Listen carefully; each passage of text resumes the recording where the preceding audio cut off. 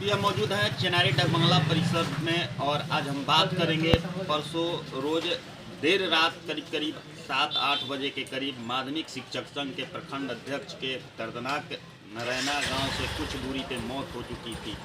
हमारे साथ उनके साथ रहने वाले लोग हैं।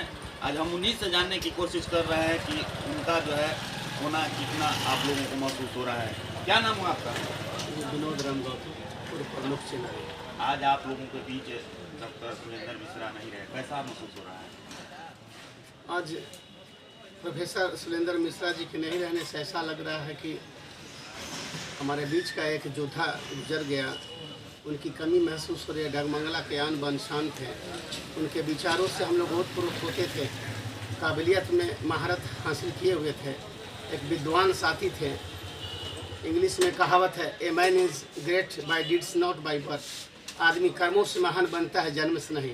ऐसे वो ब्राह्मण जाति के थे, लेकिन उनके कर्म सर्व सम्मान, सभी जाति सभी वर्गों के साथ उठना बैठना, भाईचारे के साथ व्यक्तित्व करना।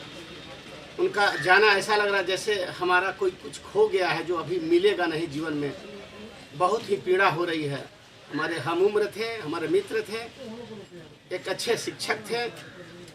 उनके जाने के बाद हमें ऐसा लग रहा है कि हमारी कोई संपत्ति थी जो खो गई, अब दोबारा नहीं मिलेगी। भगवान उनकी आत्मा को शांति दे।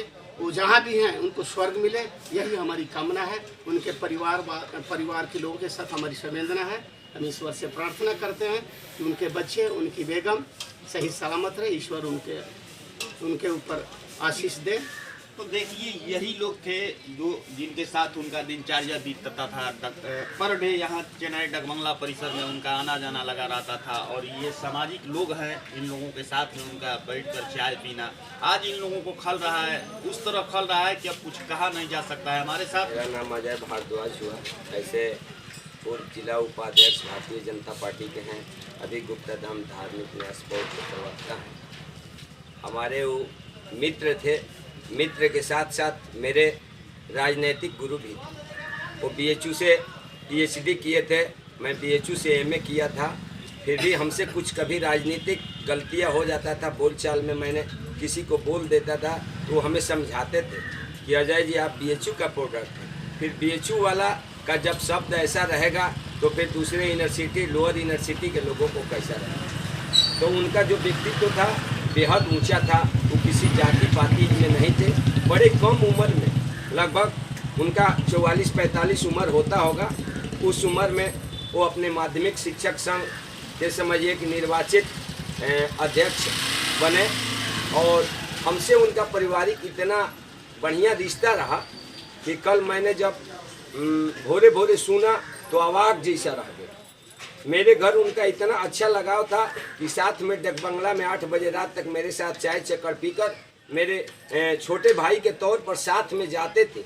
और घर पर खाना खाकर, जो भी मेरे घर है, पनीर है, रोटी है, सलाद है, खा कर के घर आते थे। और कभी कभी समझिए कि अपनी जीवन की पढ़ाई लिखाई की बातें बीएचयू का जो हम लोगों का समझिए कि रहा शेयर करते थे, तो बड़ा समझिए कि आता था। आज उनको नहीं रहने के चलते आज जिस स्थान पर हम डगमंगला में आए हैं, यहाँ के तो मैं तो माना हूँ, पढ़ा लिखा हूँ, छात्र संघ का मैंने नेता बीएचयू का रह चुका हूँ, भारतीय जनता पार्टी का राजनीति किया। हम लोग तो दुखी हैं।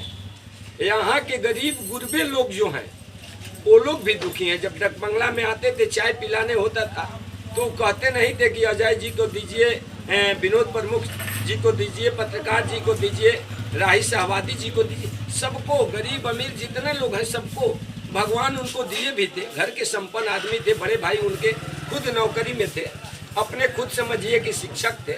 ससम्मानित संभ्रांत परिवार से आते थे।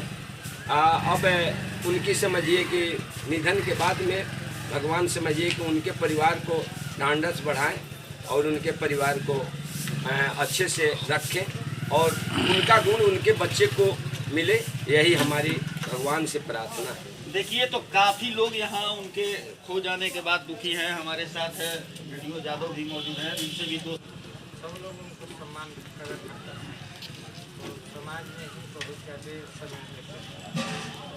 देखिए, जैसे कि आज जो है डगमंगला परिसर जो है विराम दिख रहा है। वो आते थे डगमंगला परिसर में तो काफ़ी चहल पहल देखने को मिलता था, लेकिन आज यहाँ जो उनके साथ बैठने वाले लोग हैं काफ़ी मायूस दिख रहे हैं।